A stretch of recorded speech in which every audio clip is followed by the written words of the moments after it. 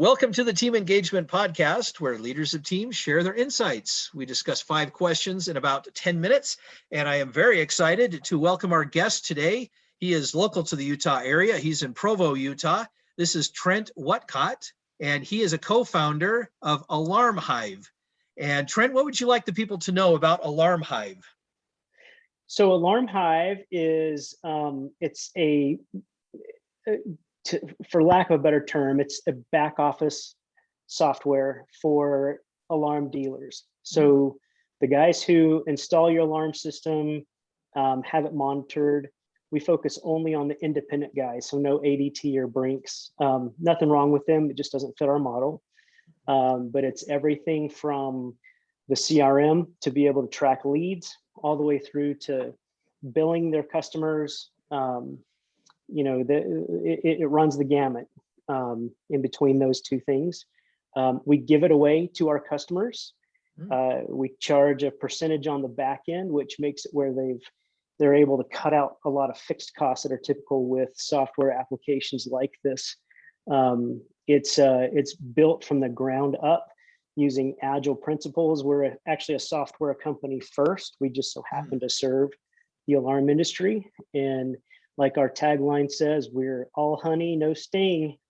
We drive that bee theme like there's no tomorrow. So that's AlarmHive. Yeah. That is great. I love it. And I'm excited to have you on. So thanks for taking time today to be a guest on the podcast. I appreciate it. Yeah, thank you. Happy to do it. Let's dive into the questions. Trent, if you could share with us an example or an experience you've had of success of collaborating within a team. Yeah, so there's a lot of them from my past, but the one that is the most fun for me is our team collaboration here at AlarmHive. We are actually a team of people who have worked together, some of us as long as 20 years. And my business partner has known our team members longer than I have, but I've worked together with a lot of them. And what that has led to is complete trust. And everything that we do involves a certain number of people, depending on what their role is within the company, to be able to collaborate on whatever. Everybody has a voice. And so it really is a full team collaboration throughout the whole organization. And that has been really the joy of my career, is being able to work with everybody on various topics. Wow, that's great. And you really hit on an important part of collaboration, which is that trust that has to exist between the coworkers, teammates, however it's organized. But that's a great comment. Thanks for bringing that up. Question number 2, I hear from leaders of teams that it can be a challenge to get team members engaged, or how they measure engagement, but what are your thoughts? It can be tough. I think you always, when you're working in teams, there's always somebody who may not agree with decisions that are being made, and they will have a tendency either to wreak havoc with the team, or they'll just go along to get along. And when that happens, you've kind of got dead weight that you're pulling along, and it drags the whole team down. So it certainly does exist. I think the key is to pick out who that person is. If it's dragging the team down, have a conversation with them, or maybe involve them in something that they may not have experienced in the past. So there's something new and exciting that they can be involved in that they may not have been able to before. Great comments. Thank you.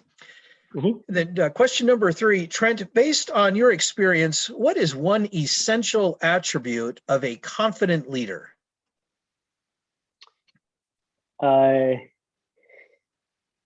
Confidence. I think it's being willing to listen to everybody, and listen without the intent to respond, but to truly listen and take it in, and not let that affect the way that you view yourself as the leader. If it's constructive, great. If it is somewhat negative, that's fine too. But to allow people to truly express what's on their mind without having to put a filter in, that shows ultimate trust. And I think a confident leader is willing to take those stripes when it's required of them to better the team. Great comments. Love that. Question number 4, is there a person or maybe several people that you'd like to recognize that have made a difference in your life? Oh gosh, the list is so many. I could go back to my Spanish teacher in 12th grade. I don't know if she's alive or not still, but she actually changed a lot of who I am in a parent teacher conference. I am riddled with ADHD and have been, but was undiagnosed for a really long time. And my dad went to a teacher parent conference, and Mrs. Robinson sat there and listened to the other teachers sort of dress me down in front of my dad. And she said, my dad told me later that she waited till everybody was done. And she said, I think you're all wrong. I think he's not challenged enough. And I think he needs to be challenged more. He's a lot smarter than what he is showing as far as schoolwork has shown, but he's not challenged enough. And that really changed my perspective, because my grades certainly didn't reflect it. And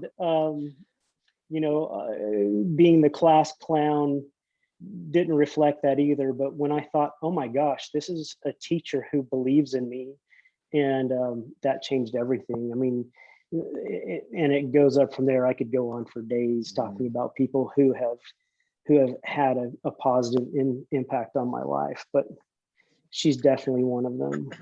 That's a great story. Thank you so much for sharing that and for recognizing Mrs. Robinson, the 12th grade Spanish teacher. Wow, that's a great story. I like that story a lot.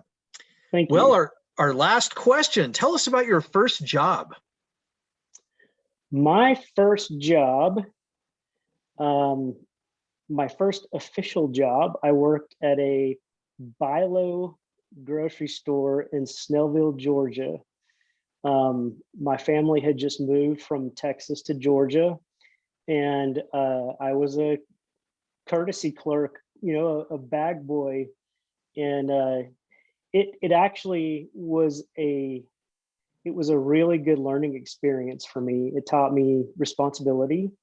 It taught me hard work. It taught me that I could do things that I thought were too hard for me to do. I mean, even down to pushing that huge machine that you clean the tiles of a grocery store with. I looked at that thing my first day and I was like, there's no way on earth I'm going to be able to push that thing. And when it was time to clean up that night, I was really nervous. I didn't want to look like a wimp in front of everybody else. And I was able to do it. It was hard. It wasn't a self-propelled one like they have now. But I pushed that sucker. And it taught, what, more than anything though, it taught me to better communicate with people. And I think that's the key thing that I've learned. And that just dawned on me that, before that, if somebody would say, how are you doing? My response would be good.